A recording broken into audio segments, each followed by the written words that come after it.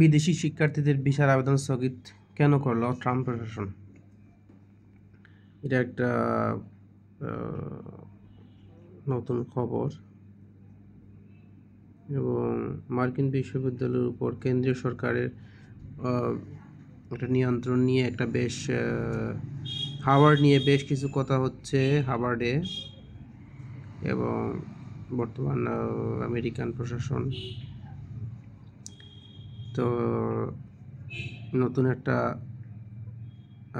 খবর আসছে যে ওরা এখন বিশ্বব্যাপী কোথাও থেকেও স্টুডেন্ট আপাতত নিবে না বা ইন্টারভিউ নিবে না কোনো এমবেসিতে। এখন এটা কবে চালু হবে তার ঠিক নেই। নতুন সরকার আসার পরে থেকে বেশ কিছু পরিবর্তন এবং ইমিগ্রেশন বা যারা অবৈধ আছে এদেরকে বের করে দেওয়া,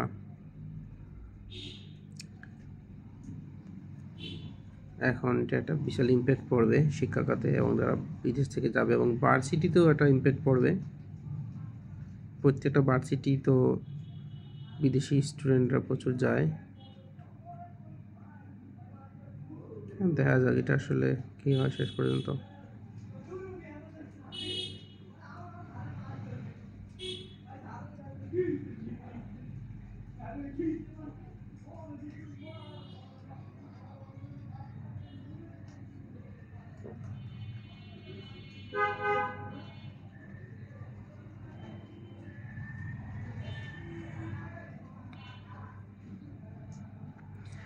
মূলত যুক্তরাষ্ট্রের বিভিন্ন বিশ্ববিদ্যালয়ে গাজার যুদ্ধ বন্ধের দাবিতে বিক্ষোভ কর্মসূচি অংশ নেওয়া শিক্ষার্থীদের লক্ষ্য করেই এই পদক্ষেপ নেওয়া।